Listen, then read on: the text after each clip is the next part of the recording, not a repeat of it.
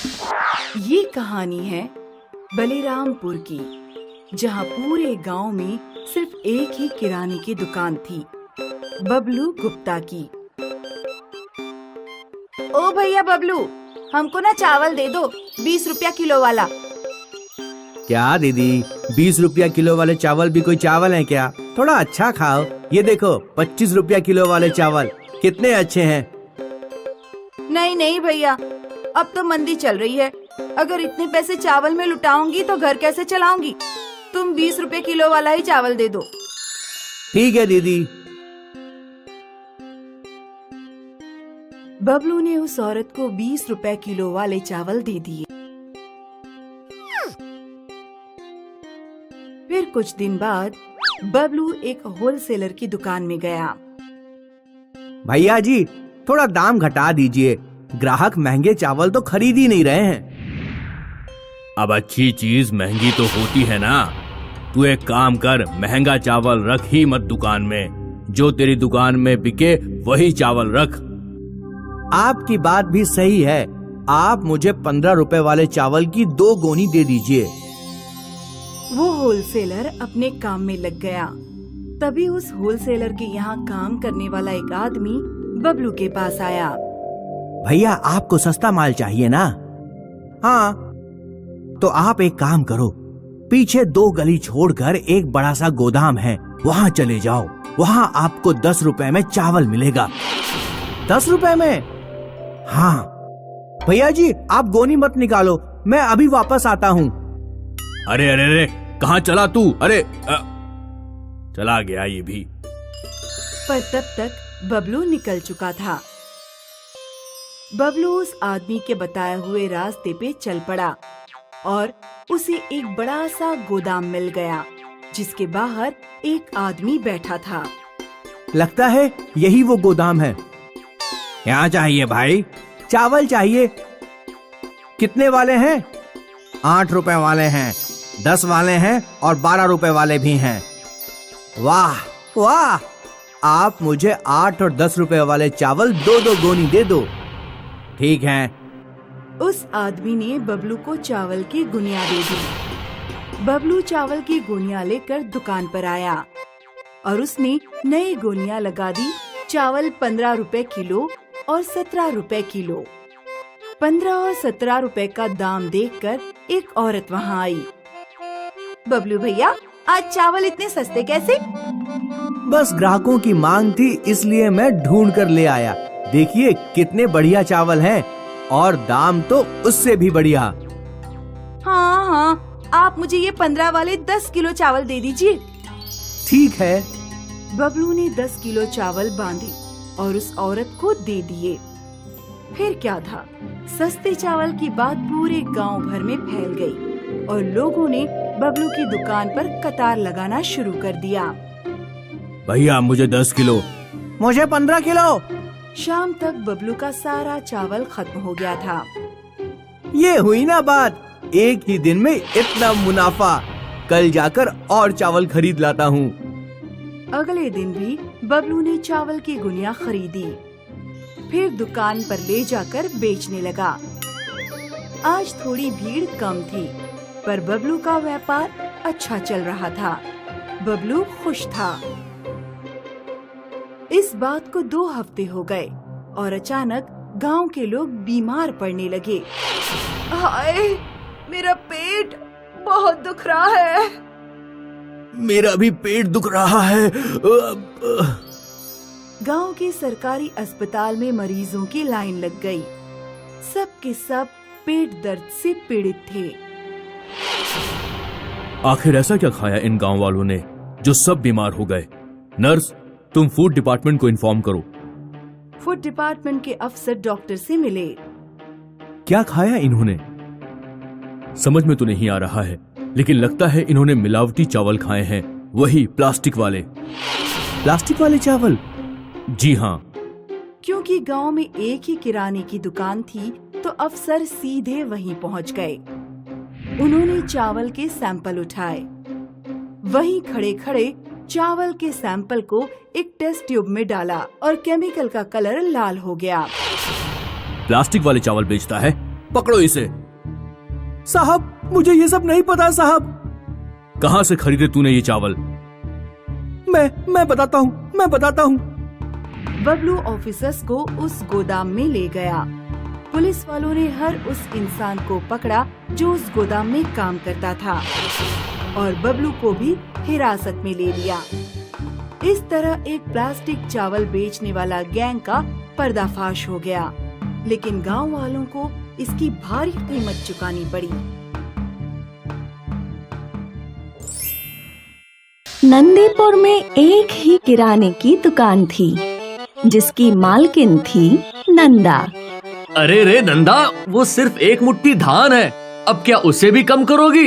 हाँ, क्यों ना करूं? ऐसे अगर दिन भर में सभी को एक एक मुट्ठी धान ज्यादा देती रही तो मेरा दिवाला ही निकल जाएगा।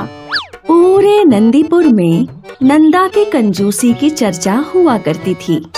नंदा का अपने पति धानीराम पर भी दबदबा था और उनके बेटे दीपक की भी कभी कोई इच्छा पूरी नहीं हुई। पापा, अगले महीने मेरा जन्मदिन है। आपने कहा था कि आप मेरे लिए एक नई साइकिल लाएंगे। आप इस बार जरूर लाओगे ना? कोई जरूरत नहीं है नई साइकिल की। लेकिन आपने कहा था। बच्चे का बड़ा मन है तो ले आते हैं ना। नई साइकिल विकल्प बस पैसों की बर्बादी है और अभी 4 साल पहले ही तो इसे साइकिल दी थी। लेकिन माँ, 4 साल पहले मैं इतना सा था और अब मैं बड़ा हो चुका हूँ। अब मैं वो साइकिल नहीं चला सकता। हा, बड़े आए मुझे सिखाने वाले कि तुम बड़े हो गए हो, जैसे मैं तो कभी बच्ची थी ही नहीं। लेकिन माँ, मेरी बात तो सुनो। मैंने कह दिया ना, बस।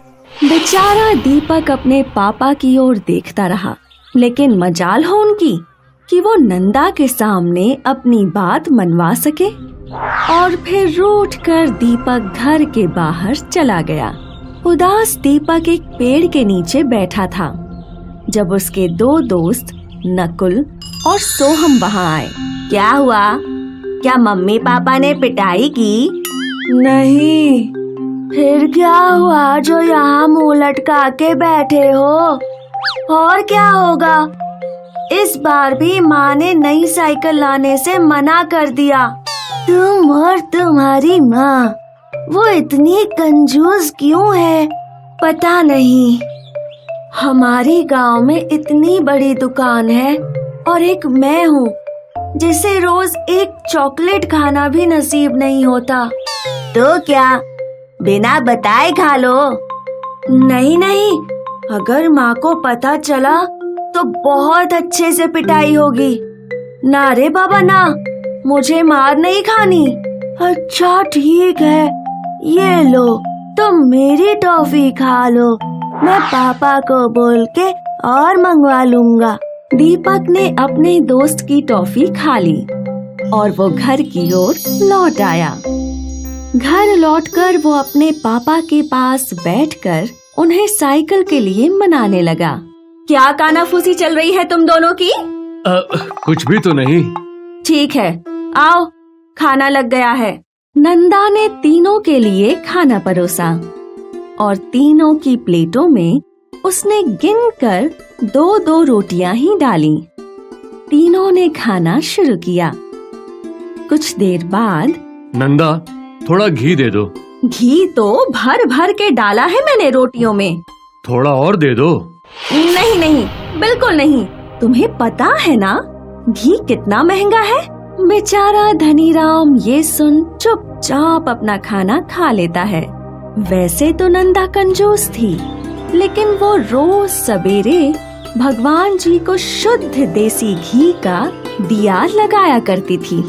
इस बार भगवान जी ने नंदा की सुन ली और वो खुद प्रकट हो गए। अरे बाप रे! भगवान जी, जय हो! भगवान जी की जय हो! नंदा भगवान जी के चरणों में गिर गई। उठो नंदा, पुत्री, तुम रोज मुझे शुद्ध देसी घी का दिया करती हो। ये तुम्हारी उदारता है। इस उदारता से खुश होकर मैं तुम्हें सोना देना चाहता हूँ। सोना? मैं तुम्हें एक जादुई संदूक दूंगा जिसमें इतना सोना होगा कि तुम सोच भी नहीं सकती। हाँ, लेकिन मेरी एक शर्त है, अगर तुम्हारे पास कोई भी पैसे मांगने आया और तुमने अपनी कंजूसी के कारण उसे मना किया तो जादुई संदूक गायब हो जाएगा। क्या तुम्हें मंजूर है? हाँ हाँ, इतना सारा सोना होगा तो कौन पैसे देने के लिए सोचेगा। भगवान जी मुस्कुराए और उन्होंने नंदा को वो जादुई संदूक दे दिया। जैसे ही नंदा ने वो जादुई संदूक खोला तो उसकी आंखें फटी की फटी रह गईं। फिर नंदा ने उस जादुई संदूक को अपनी अलमारी में रख दिया और रोज की तरह वो अपने बेटे और पति के लिए खाना बनाने में जुट गई। लेकिन इस बार वो बहुत खुश थी। सुबह से दोपहर हो गई और धनीराम दीपक को स्कूल से लेकर लौटा। धनीराम नंदा के पास गया। नंदा, मैं क्या बोल रहा हूँ कि दीपक का जन्मदिन नजदीक है और इस बार तो हमें उसे एक साइकिल दिला ही देनी चाहिए। और हमेशा की तरह नई साइकिल का नाम सुन, नहीं, बिल्कुल नहीं। ऐसा बोलते ही नंदा रुक गई।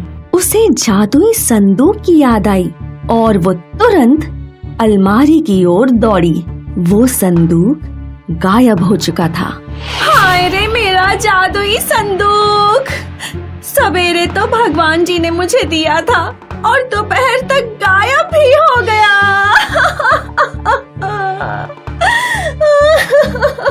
फिर नंदा ने धनीराम और दीपक को सुबह की घटना बताई और वो जोर जोर से रोने लगी। नंदा ने अपना अच्छा खासा धन खो दिया और वो भी सिर्फ अपनी कंजूसी की आदत की वजह से। इसीलिए कहते हैं, समय रहते आदतें बदल लेनी चाहिए, वरना पछताना पड़ सकता है। एक समय की बात है, दक्षिण भारत के एक छोटे से गांव में सरस्वती अपने बेटे चिन्मय के साथ रहती थी। सरस्वती के पति को गुजरे हुए 10 साल बीत गए थे। तब से सरस्वती गांव में छोटे मोटे काम करके अपना और अपने बेटे का गुजारा करती थी। अब चिन्मय लगभग 15 साल का था।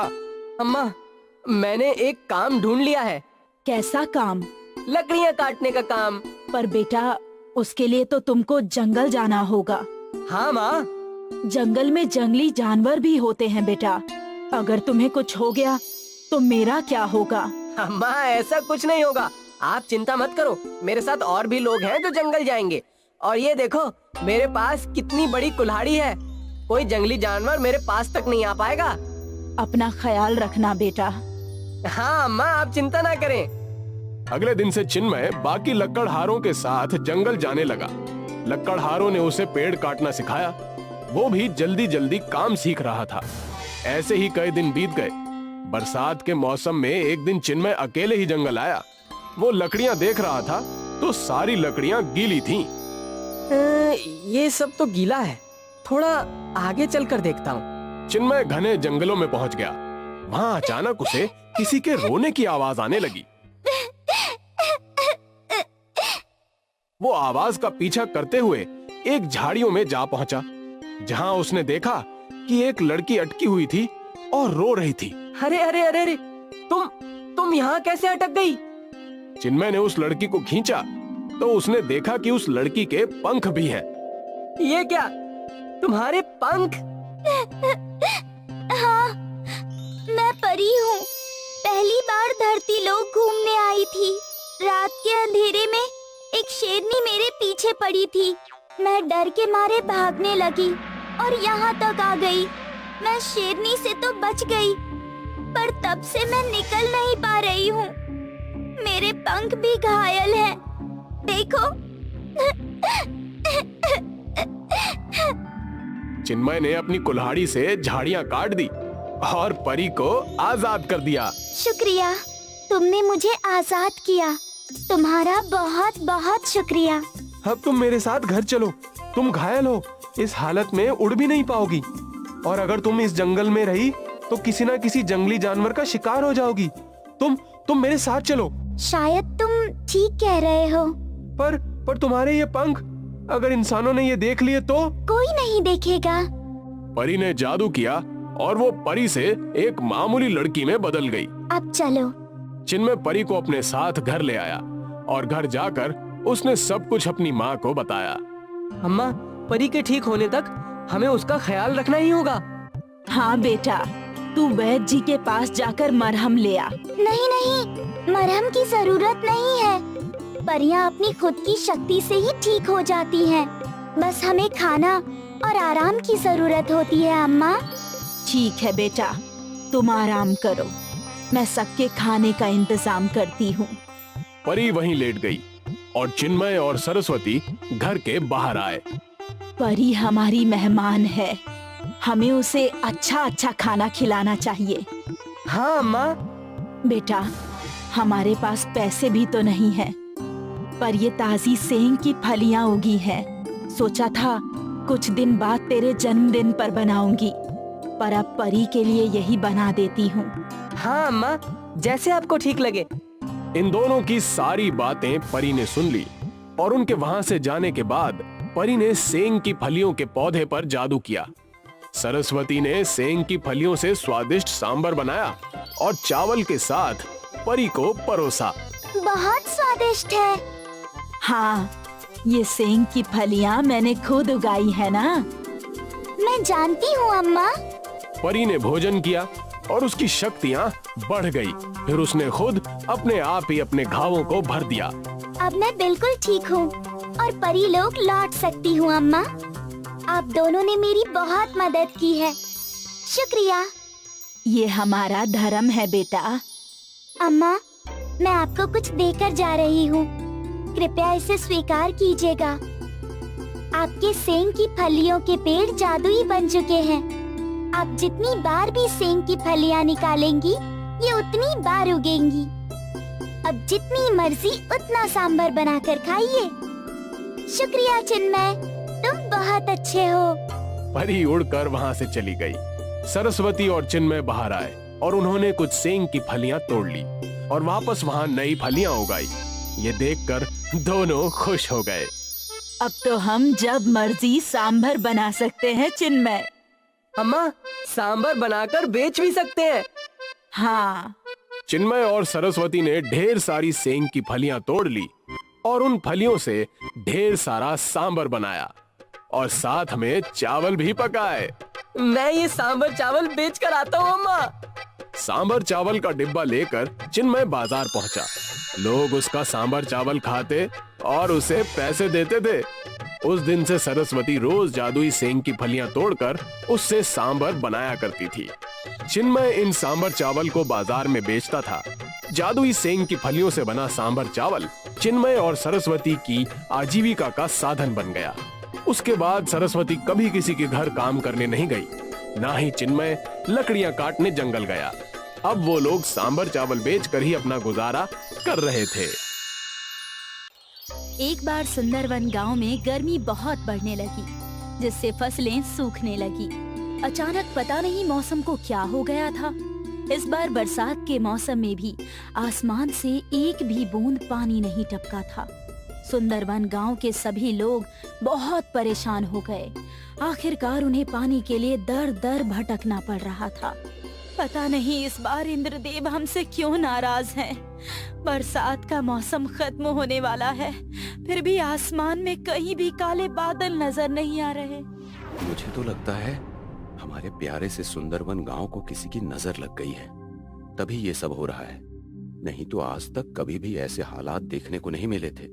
मैं तो जब भी सुंदरवन गांव का नाम लेती हूँ तो मुझे वो प्यारे प्यारे सुंदर फूल, मन को मोहने वाले नजारे याद आते हैं। राधिका आंखें बंद करती है और आज से 2 साल पहले के सुंदरवन गांव को याद करती है। सुंदरवन बहुत ही खूबसूरत लग रहा है। सूर्योदय के समय सूरज की पहली किरण पड़ते ही गांव में चमक सी उठती है। चारों तरफ हरियाली ही हरियाली है। पंछियां सुबह सुबह चहक रही है और भोजन की तलाश में आसमान में निकल पड़ी है। महिलाएं कुएं से पानी भरकर आ रही हैं। किसान अपने बैलों को लेकर खेतों की तरफ बढ़ रहे हैं। बच्चे अपना स्कूल बैग लेकर स्कूल जाने के लिए निकले हैं। सभी लोग संपन्न और खुशहाल दिखाई दे रहे हैं। राधिका एक सुनहरे सपने की तरह सबको याद कर रही थी कि तभी वीरेंद्र उसे सपने से जगाता है। अरे कहाँ खो गई? आजकल खुली आंखों से भी सपने देखने लगी हो क्या? सपना नहीं देख रही थी, आज से 2 साल पहले के सुंदरवन को याद कर रही थी। हाँ यार, वो भी क्या दिन थे जब इस गांव में खुशहाली ही खुशहाली, हरियाली ही हरियाली और चारों तरफ चकाचौंध थी। लोग इस गांव को देखने के लिए, यहाँ की खूबसूरती देखने के लिए दूर दूर से आया करते थे। और एक आज का दिन है, इस गांव में जीना मुश्किल हो गया है। पता नहीं आगे क्या होगा। फसलें सूख जाने से सारे गांव में अनाज की किल्लत है। किसी के घर में भी इतना राशन नहीं बचा है कि वो 1 महीने तक भरपेट खाना खा सके। तुम 1 महीने की बात कर रही हो? हमारे घर में तो ऐसी हालत है कि 1 हफ्ते तक का भी राशन सही से नहीं बचा है। मुझे ही पता है कैसे मेरी माँ और बाबा खुद को भूखा रखकर हमारा पेट भर रहे हैं। हे ईश्वर, हमारी मदद कीजिए, नहीं तो भूख के कारण हमारा ये सुंदरवन गांव एक शमशान घाट बनकर रह जाएगा। मुझे लगता है हमें इस समस्या को दूर करने के लिए अपने गांव में एक हवन करवाना चाहिए। हाँ, यही सही रहेगा। वीरेंद्र और राधिका गांव में जाकर सभी लोगों को हवन के बारे में बताते हैं। सूखे की समस्या को देखते हुए सभी लोग हवन के लिए राजी हो जाते हैं। गांव में भगवान के मंदिर के सामने एक बहुत बड़ा हवन किया जाता है। हवन खत्म होने पर इस गांव में एक साधु बाबा आते हैं। भिक्षाम देहि माई। साधु बाबा एक एक करके गांव में सबके दरवाजे पर जाते हैं। हे माई, ये साधु कई दिनों से भूखा है, कुछ खाने के लिए दे दो। बाबा, घर में तो कल रात से चूल्हा नहीं जला है। मैं 1 दिन छोड़कर 1 दिन खाना बनाती हूँ, क्योंकि घर में पर्याप्त राशन नहीं है। ये सुनकर साधु बाबा जैसे ही इस घर से निकलने लगते हैं, वो औरत साधु बाबा को आवाज लगाती है। रुक जाइए बाबा, आप मेरे द्वार से खाली हाथ नहीं जा सकते। और वो औरत घर में जो भी राशन बचा है वो साधु बाबा की झोली में डाल देती है। ईश्वर तुम्हारी रक्षा करें और तुम्हारे सारे संकटों को दूर करें। साधु उस औरत को आशीर्वाद देकर और भिक्षा लेकर वहाँ से दूसरे घर की तरफ चले जाते हैं। साधु को एक कुटिया दिखाई देती है जिसमें एक परिवार खाना खा रहे हैं। भिक्षाम देहि। साधु की आवाज सुनकर परिवार का मुखिया बाहर आता है और उन्हें अपने हिस्से का खाना दे देता है। साधु उस मुखिया के हिस्से की 1 रोटी खाते हैं, पर उससे साधु का पेट नहीं भरता। साधु के चेहरे पर असंतुष्टि के भाव देखकर परिवार का मुखिया अंदर जाता है और अपनी बीवी का खाना लाकर भी साधु बाबा को दे देता है। साधु बाबा ये 1 रोटी और खा लेते हैं, पर इससे भी उनका पेट नहीं भरता। हे सज्जन पुरुष, तुमने ये अधूरा खाना खिलाकर मेरी भूख को और भी बढ़ा दिया है। ये लीजिए बाबा, आप मेरा भी खाना खा लीजिए। ये लीजिए साधु बाबा, आप मेरे हिस्से का भी खाना खा लीजिए और अपनी भूख मिटाइए। साधु बाबा ये सारा खाना खाते हैं और इस परिवार की सेवा भक्ति को देखकर इन्हें आशीर्वाद देते हैं। हे सज्जन पुरुष, मैं तुम्हारी सेवा और दान प्रवृत्ति देखकर बहुत खुश और चकित रह गया हूँ। तुमने और तुम्हारे परिवार ने खुद को भूखा रखकर आज मेरा पेट भरा है। ईश्वर तुम्हारी रक्षा करें, तुम्हारे सभी कष्टों को दूर करें। साधु बाबा इनको आशीर्वाद देकर अगले घर के दरवाजे की तरफ बढ़ते हैं। ऐसा करते करते साधु बाबा पूरे सुंदरवन गांव में घूमते हैं और भिक्षा मांगते हैं। देखते ही देखते शाम हो जाती है और साधु बाबा इस गांव से चले जाते हैं। गांव के सभी लोगों के पास जो भी कुछ था उन्होंने सब कुछ साधु बाबा को दान कर दिया था। अब किसी के पास भी अगले दिन खाने के लिए 1 दाना भी राशन का नहीं बचा था। पर जैसे ही सुबह होती है और सूरज निकलता है, तो सुंदरवन गांव के नजारे को देखकर सभी लोग चकित हो जाते हैं, क्योंकि गांव के एक तरफ से पानी की नदी और दूसरी तरफ से चावल की नदी बहने लगती है। हाँ, ये तो सचमुच ईश्वर की कृपा हो गई इस गांव पर। सभी गांव वालों ने एक नदी से पानी और दूसरी नदी से चावल लिए और गांव में एक बहुत बड़ी दावत रखी गई।